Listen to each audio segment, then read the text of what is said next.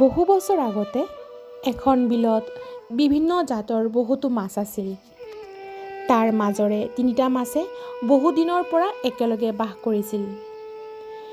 সেই মাছ তিনিটাৰ নাম আছিল অনাগত বিধাতা, প্ৰত্যুৎপন্নমতি আৰু যৎ ভৱিষ্যত। এদিনাখন অনাগত বিধাতাই বিলত সাঁতুৰি থাকোঁতে বিলখনৰ কাষেদি গৈ থকা মাছমৰীয়া কেইজনমানে এনেদৰে কথা পাতি থকা শুনিলে। এইখন বিলত বহুদিন কোনেও মাছ মৰা নাই। ইয়াত নিশ্চয় বহুতো ডাঙৰ ডাঙৰ মাছ আছে। গতিকে কাইলৈ ৰাতিপুৱা সোনকালে এই বিলত মাছ মাৰিবলৈ আহিব লাগিব। বিপদৰ আগজাননী পাই অনাগত বিধাতাই বিলৰ আটাইবোৰ মাছকে মাতি আনি মাছমৰীয়াসকলৰ কথাবোৰ বিৱৰি ক'লে।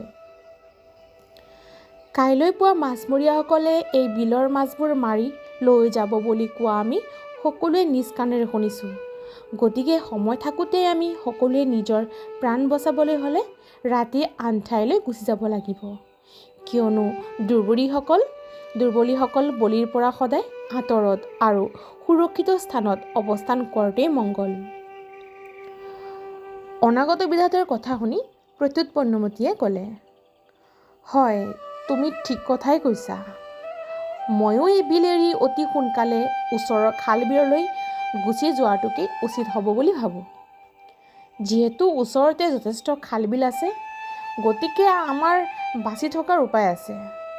গতিকে পিতৃ-পিতামহৰ বাসস্থান বুলি ইয়াতে হাত সাৱটি বহি থকাটো উচিত নহ'ব। অনাগত বিধাতা আৰু প্ৰত্যুৎপন্নমতিৰ কথা শুনি যৎ ভৱিষ্যই ইতিকিং কৰি ক'লে, তোমালোকৰ কথা মই হ'লে মানি ল'ব নোৱাৰোঁ।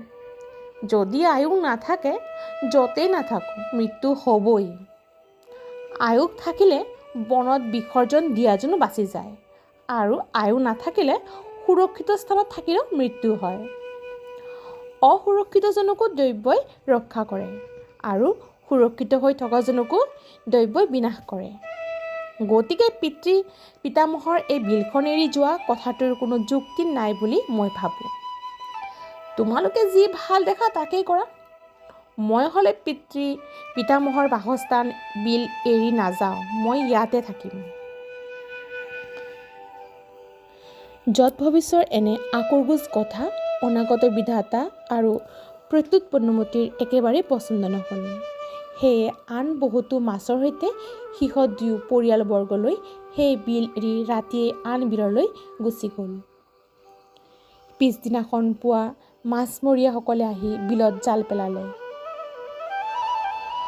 যৎ ভৱিষ্যৰে সৈতে আন বহুতো মাছমৰীয়াসকলে জালেৰে ধৰি ঘৰলৈ লৈ গ'ল।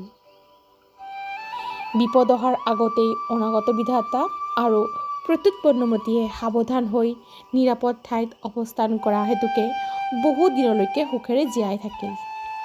আনহাতে বিপদৰ কথা জানিও হাত সাৱটি থকা যৎ ভৱিষ্যৰ বিনাশ হ'ল। নীতি শিক্ষা: সাৱধানৰ মৰণ নাই।